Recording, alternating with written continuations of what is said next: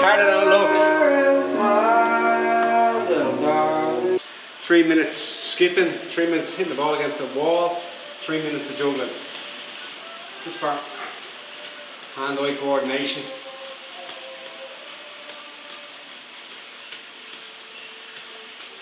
It's not bad, that's my best one so far.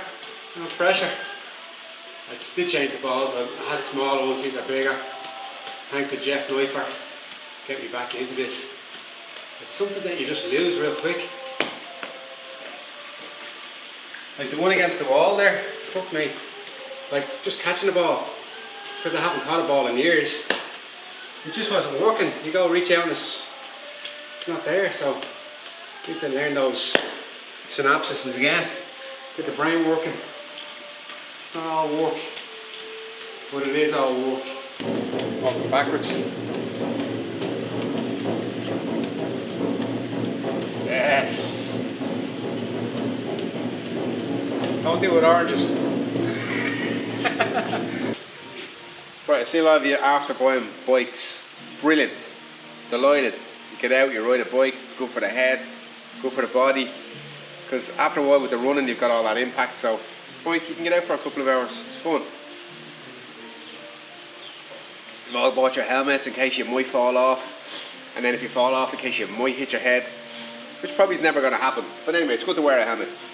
Well, I guarantee you what you will happen is you're going to get a puncture, and if you're only going out for 1 hour, worst case scenario is you're going to be a half an hour away from your gaff and you're going to have a flat wheel and you're going to be fucks filled, and then you're going to walk back because you don't know how to ride on a flat wheel. So if I'm going to give you one tip, invest in a couple of things. Here's what you need. A little mini pump. That's a track pump. That's what I use in the gaff. Mini pump, tire levers. That's 2 spare tubes. The reason why guys have back pockets in the bicycle jerseys is so you can put it in there. These now fit on the frames, but you're going to get a puncture. And the likelihood of you getting a puncture after it's wet, or if it is wet, or if it's raining, is much, much higher. Because generally what happens is, when the cars are in the road, they drive and all the debris gets blasted out to the side where you are 1 meter away from the ditch or from this curb or wherever you're riding. And then you're riding over a little bit of grit or a little bit of dirt or a little bit of rock or glass or metal or stuff off the trees embeds in the tyre, and then as the tyre goes around it just goes in, all of a sudden you have a puncture. The other way you're going to get a puncture is hitting holes. So if there's a pothole and you hit a tyre, you hit the pothole, the edge of the pothole will pinch the tube inside and you get 2 little holes in the tube. One is you don't have enough pressure in the tyre. So if you're on a road bike like this, make sure they're rock hard, otherwise you're going to puncture. If you're on a mountain bike it's different, it's just a different type of tyre. So I'm going to teach you how to fix a tube. Or fix a puncture. What you're not going to do is try and start putting a patch on a tube out on the road. Bring a tube with you. If you want to fix them when you get home, do. I never do. I just throw the tube away. Reason being is because they're not 100% when you fix it with a patch. And you could fix it and you start riding again after going through all that, trying to get the wheel off, tire off, all that shit, and all of a sudden it just goes down again because they don't stay on too well. So you just throw away the tube. The tube will cost you 3 or 4 quid. That's it. So this bike here, the Fixie, got a puncture the other day. I ran my hand over the top of the tyre and it was a little piece of metal, like a clip or like a staple that was embedded in the tyre. So that was it. I pulled that out with the pliers. I've loosened the wheel. It's a different type of system on a Fixie. I'm gonna have to bring the wheel in, take the chain off this side here, bring the wheel out, and there goes the wheel. Take that off there. Boom. And just leave the bike down. You can turn it upside down if you want. So you get 3 tyre levers in a pack. I generally use 1. I usually go away from the valve, so the valve is there. You can put 1 tyre lever in. I've not punctured in these tyres yet, so some tyres are harder to get off than other tyres. So what you can do is, tyre lever in, there's a little thing where it catches. These are going to be hard to get off, and they get the second tyre lever. Now with this, you can get around here, so you can see what I'm doing. I'm going to go as far away from that as I can, that I can get the lever in and under the tyre. And here it's going to struggle with me.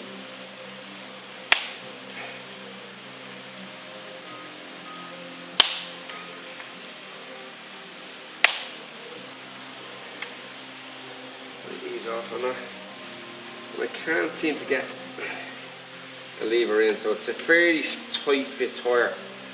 I think I'm riding these a couple of years. Usually they loosen out as they go. These ones are tight, so I'm going to try and do it with 1 tyre lever. So I'm just going to walk this backwards and forwards, just get a bit of movement on it. Have this vertical. As soon as I get that, start to see it coming off, backwards and forwards, a little bit of pressure. There she goes. And then just run that all the way through. It's been sitting on here for a while. So run that all the way through. The other thing, what I didn't say was, I punctured on this and I cycled back on it.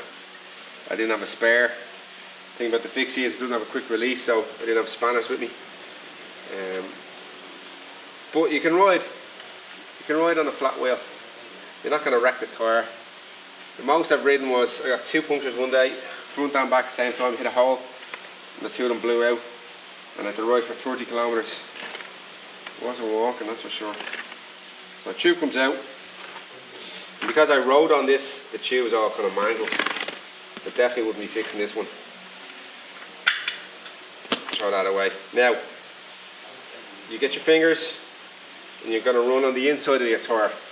Because generally what happens is, even though I pull out the piece of metal, you might get a piece that broke off. And I'm looking to feel is there anything sticking sharp. Go all the way to the end. And there's not. Now what happens is a lot of the time is it's a piece of glass embedded. Sometimes it comes out, it depends how long you were riding before you stopped. And this one, there's nothing in it, so we're good to go. This is a litre of water, juice of lime, teaspoon of apple cider vinegar, and some rock salt. Tristan Kennedy has me drinking this in the morning. Right, for hydration. Extra tube. So what you do is find where the hole is for the valve, which is looking at me right here. Put that in, and then press it in and bring the tyre back over it so it's under the tyre. So usually when you get these, they're completely flat because they've been in a box. So what you want to do is put a little bit of air into it, just to give it a little bit of shape. Just a little bit. And that's giving it a little bit of shape.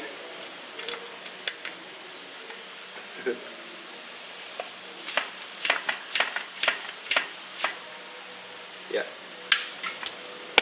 Tighten that up. Now I'm going to put the wheel flat here and start to just tuck this under the tyre. Now this is the tricky bit, because you can puncture the tube again when you're putting the tyre back on. I got me little flip-flops. When did they become called slides? When did that happen? It's like PMs and DMs. When did PMs become DMs? When did flip-flops become slides? So now you can see the tyre is here, but it's not sitting right on the rim. So I'm just going to move it with the tyre to pull it onto the flat, so it's sitting on the rim.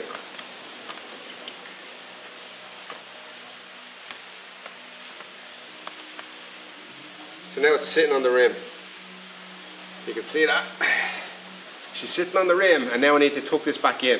So I always start at the valve.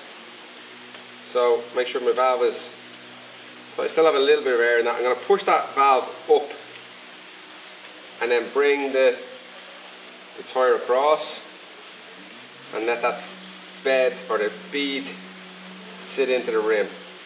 And now we've got started. So just needle this around. Like I say, some tyres are harder than others to get on, but they'll all get on. I mean, that's their job in life. Be a tyre. Get you home. Now, the tricky bit. Now I'm going to let all the air out of the tube, and I've got this little bit here. Sometimes you can just get it over, but there's other times where you've just got this little bit. Tyre lever comes in handy here. Jeez, this is a tight one. I'm going to go for it. I'm going to go for the muscle. Talk it into moving over. It's rubber, so it bends, you know. Nearly there.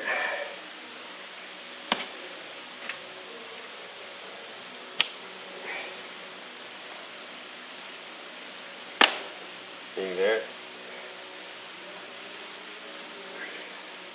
Come on, son. Don't let me down now. And there we go. Now before I pump it up, what I'm going to do is I'm going to look, pull back the tyre and make sure the tube isn't sticking out underneath the tyre. So you just got the rim tape underneath. That's the last thing I check. Check all the way around. If you're new to it, check both sides, but I know what I'm doing. It's not my first rodeo. And like I say, I guarantee you're going to puncture. Just guarantee it's going to happen. And the likelihood of it, if it's been raining, or if it's wet, or if it was raining the day before, you're going to have more debris, you're going to have more chances of puncturing. You're going to puncture, and you're going to be out there, and if you do a 2-hour spin, worst case scenario is you're an hour from home on a bike. So how far are you walking if you're not going to ride? Just pump it back up. I'm going to use a track pump because I have one. And then you just put the bike wheel back on, and that's it. I'll do another video about taking wheels on and off, but for me it's just normal. But that's it, that's how to do it. So if you're going for a bike ride and you got a bike and you got your helmet and you got all the gear and you're doing all this, go to the shop, buy a pump, buy a tube, and buy some tyre levers, because you're gonna puncture.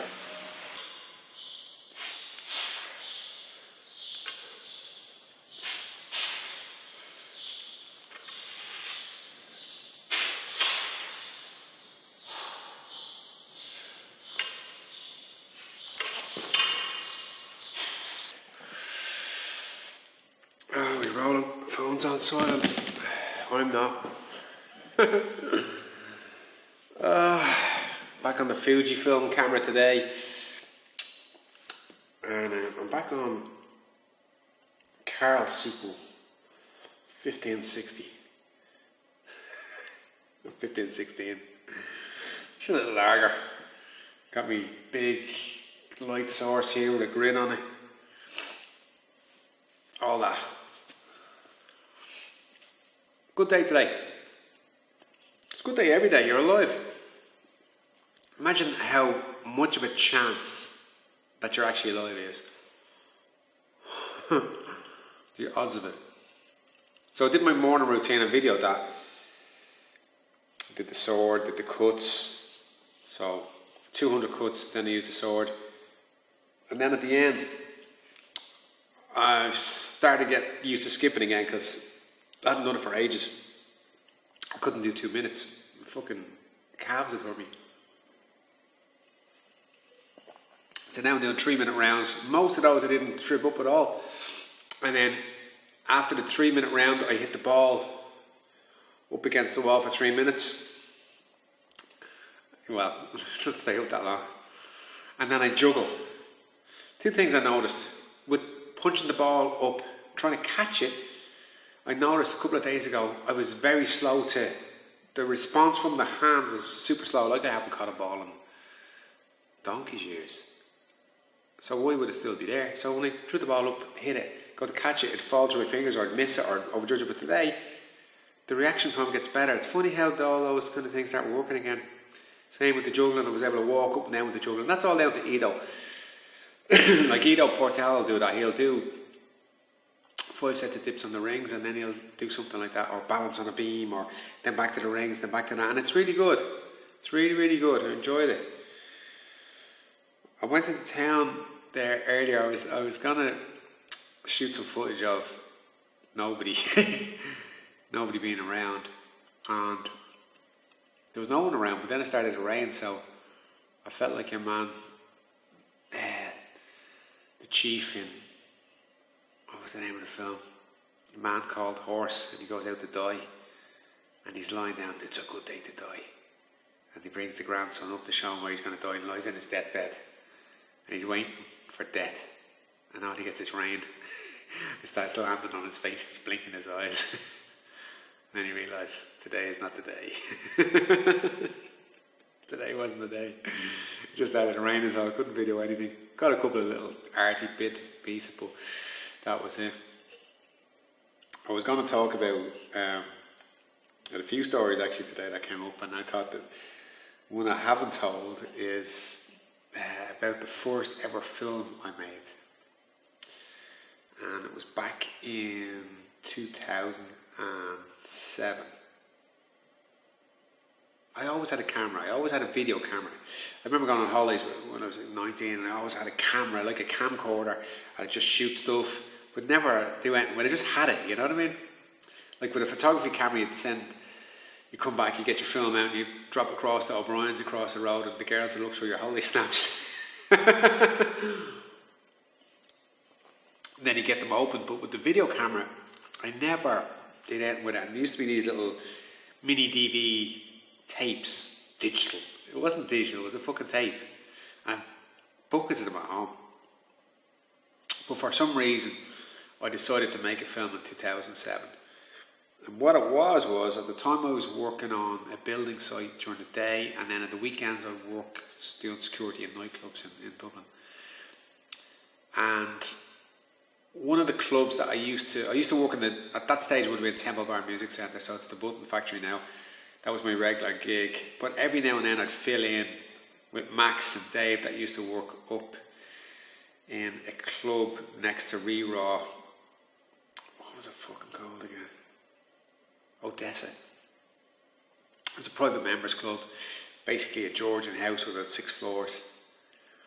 And there was different stuff on each floor, carpet and couches, very organised, very kind of adult, the little desk when you walked up the steps, you checked in and all that shit, So Dave or Max would have a night off, I'd come in and fill in for the guys, and it was kind of like, I enjoyed it. And then Dave Gordon decided to go to Thailand for a year and train Muay Thai boxing. At the time, the three of us used to sporadically train together with a guy called Tim, an Australian guy, in Little. I remember going up the back of Rutland's place, through a gaff, into a back alleyway and up into this kind of like, it was like a back of a mews. And I had a window that was the height of the floor, but there was no glass. And if you got too close to it, you'd fall out the fucking window. And I'd been up there for a few sessions, and it was good crack. So Dave decided to go off to Choi Oi Gym in Chiang Mai. So I filled in for him in Odessa and worked with Max. And he used to send us back little videos and stuff like that. And he was giving us an update on his progress. And he was only there a week and he got my fight. He was a big, stout lad. Barrel chest, big belly. They call him Pompui. Because in Thailand, if you're a little bit fat, they just call you a fat. You know, they don't hold back the punches on what they call it. So he just became this character called Pompui.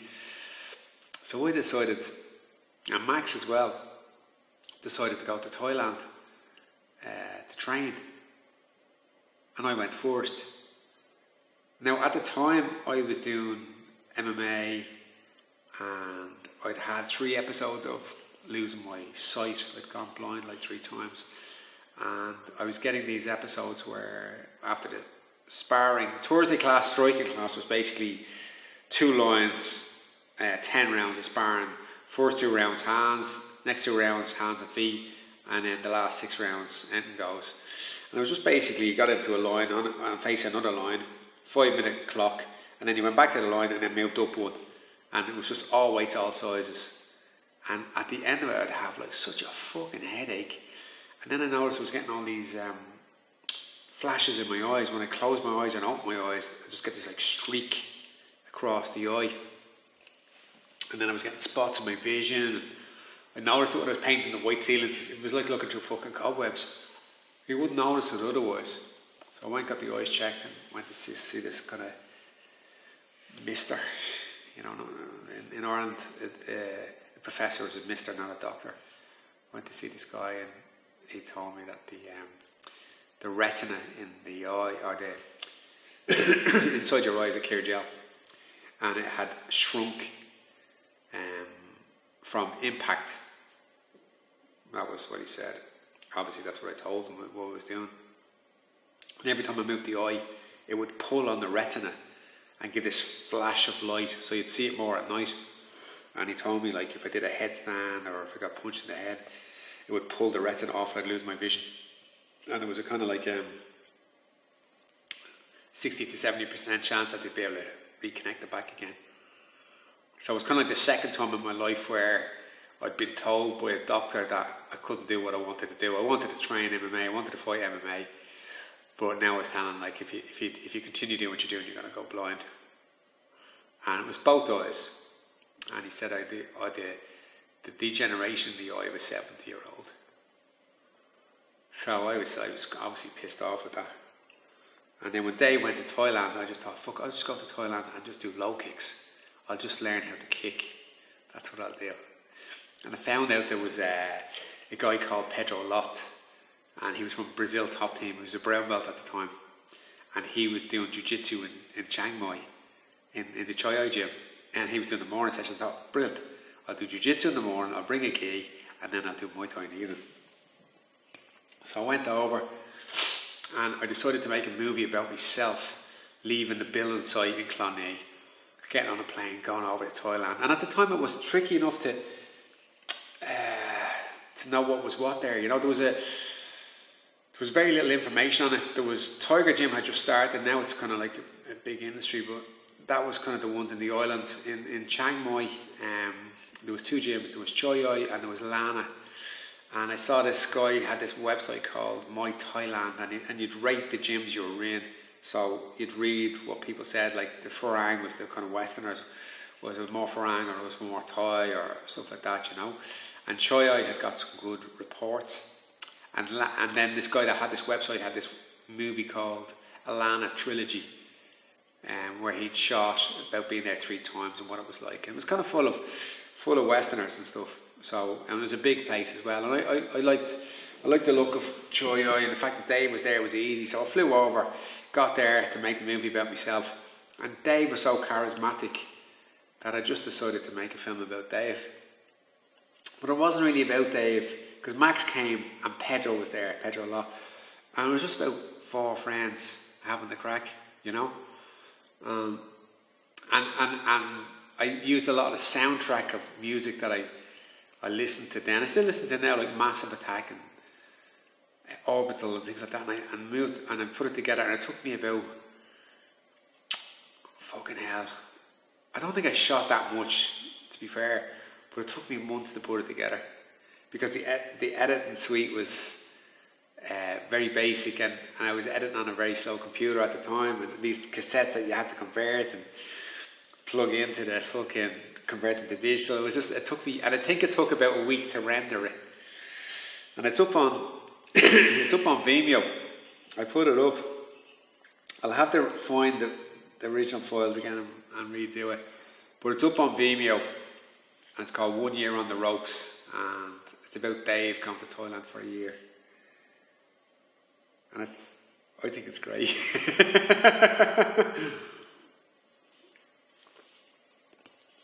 I found it just there before I did this, and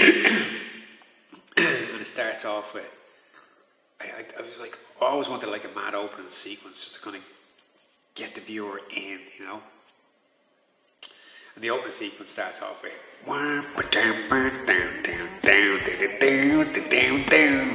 Jimi Hendrix.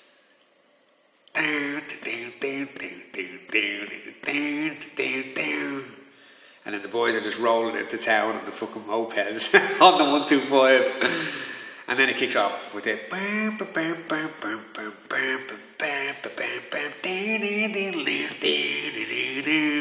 when it kind of like kicks in, as Jovan hits this guy with a leg kick, and then goes high and just knocks him clean out. And the guy was eating through a fucking tube for fucking 4 weeks after it. He still got in 2 weeks later and fought.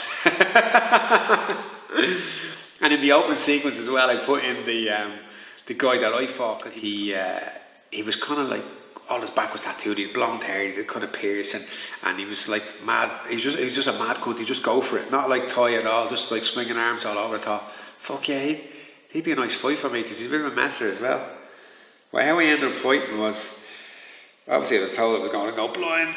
Everybody was fighting, and you just get embedded in it. I was training, and everyone was fighting, and I just thought, fucking give me a fight. I'm here once, I'll get the poster, I'll stick it up on the wall. So what's the worst that can happen, you know? And I remember telling the coaches the day before the fight, I'm fighting tomorrow, and they all just start laughing. Because like, you're going to have to check the kicks, and I'm like, no, fuck, I'm not checking any kick. I'll put my shin up against. Checking a kick is the guy throws a low kick, you put up your shin, and his shin hits your shin. It hurts both of you. So he doesn't want to do it again. I was like, fuck that, I'll just take it. But they're like, he can't take his kicks. I said, bollocks, I'm not checking it. And then they were like, you have to learn the dance, you know, to respect to the trainers. I was like, oh, fuck all this, just let me do the fight. But then I found myself the day before doing the Thai rituals, learning the Kruyoi, is it? I think that's what it's called. And then going to a monk for a blessing beforehand. And it was weird, like the irony of it was, I was backstage getting my hands wrapped by one of the coaches who was blind in one eye from being elbowed in a fight. And he wore sunglasses all the time, because his eye was white, you know. And here was me going out to fight this guy, knowing that I ran the risk of going blind. There you go, taking chances again, isn't it? But I won. I knocked him out, but it's Thailand. You know what I mean? Like, the closer you are to Bangkok, the harder it is. So the further away, the easier it is. But you never know, you might get some guy on the way to Bangkok that you fight. Now, I did hit him hard, and I did drop him, but he got back up again, and then I caught him again. But the thing about it is, when you went down He's got a fight again next week for, what did we get? I think we got 60 quid. No, we got 30 quid each. And I just gave it to the trainers. But, like, if they feel like they're going to lose the fight, they'll just not get back up again. Save themselves for next week. So, people get delusioned about what actually happened. Yeah, I beat him. And I hit him hard and I dropped him. But I didn't knock him out cold. He hammed it up a little bit, to be honest, you know what I mean? We still got the win and it still felt great. And then afterwards, I was in the nightclub, we went on the piss, bought a bottle of vodka and 4 glasses and a bottle of coke. We just drank. Locked. And I noticed in the nightclub, even in the dark club, there was a big spot, black spot in front of me vision. I was like, oh, bollocks. So I went to the hospital the next day. And I was getting my teeth done, and I said, look, can I get my eyes checked while I'm here? And he said, yeah, sure, yeah. So they put on this fucking fancy hair. I had to look at my eyes. And they're like, okay, yeah. A bit of the pigment in the eye, the colour of your eye had fallen into the gel. That's what was there, you know. But it moves around, you know. And I said, like, are my eyes okay? Yeah, not so good. Can I fight? Yes. Any chance of me going blind? Little more than normal. That was it. And then I just continued on. But it's a case of a lot of people will give you advice based on them, not you. Why would you want to do that? Why would you do boxing? Why would you do jiu-jitsu? And you'll find if you're of any sport that you're passionate about and then you go and meet a medical guy, I don't know whether they expect you to wrap yourself in cotton wool or whatever, but they'll always ask you, why do you want to do that? Because that's who I am. That's what I do. I take the chances. You know, I've had a few broken bones and mashed up face, but look what comes out the other side. Experience. But Dave's film never made it to the cinema. It's on Vimeo. I'll leave a link to it. And I enjoyed putting it together. And then that really got me on the road to kind of putting stuff together and trying to tell a story with a camera, and we end up here.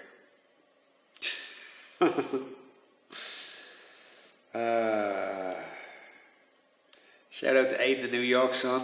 He donated some money for the charity here that I did the video for. Fair play to him. Good man. Funny guy. Great sense of dress. We will see you again in Vegas, I'm sure, or New York, or wherever the fuck we end up on the fucking road, you know. He's just one of those guys that you bump into.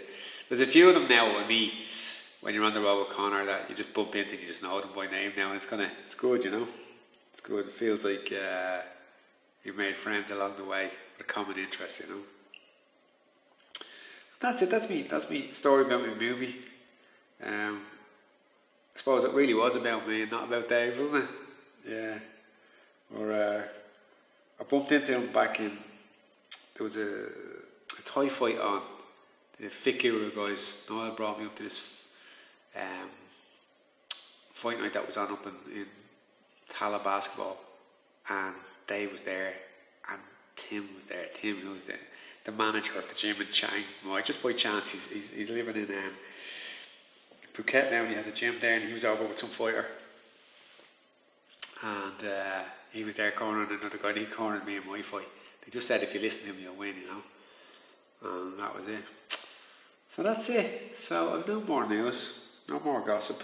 I'll probably have another story the next day or two. Hope you're enjoying the videos. I'm enjoying the little beverage. I've realised that the amount of time that I'm going to talk is the amount of time I'm going to drink a little can. So that's that gone.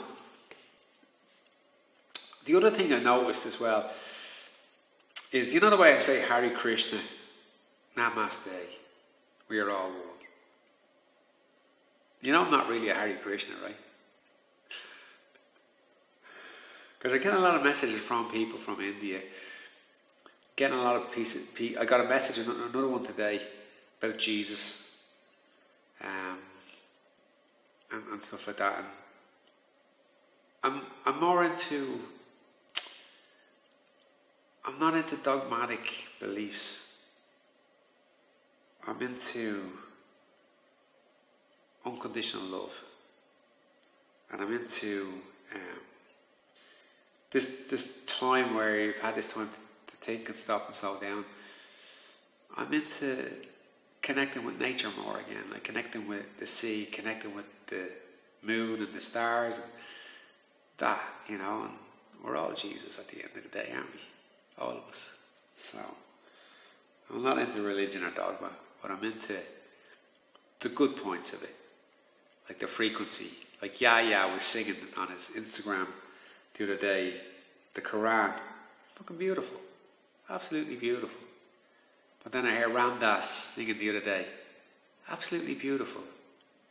I used to have a CD of Pope John Paul II talking. It was like a Massive Attack meets John Paul II. I don't know if anyone knows this. He made a CD with this kind of like trip hop beats and him talking.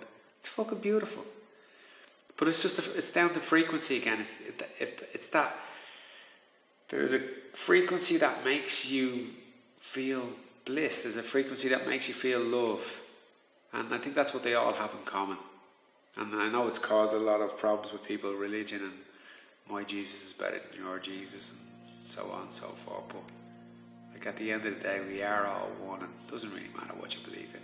Once you do good, that's it at the end of the day, isn't it? Once you do good, leave it better than you got it. Right, I've waffled on enough. Till the next one. #Rafter. We are all one. Hare Krishna. Namaste. Rafter.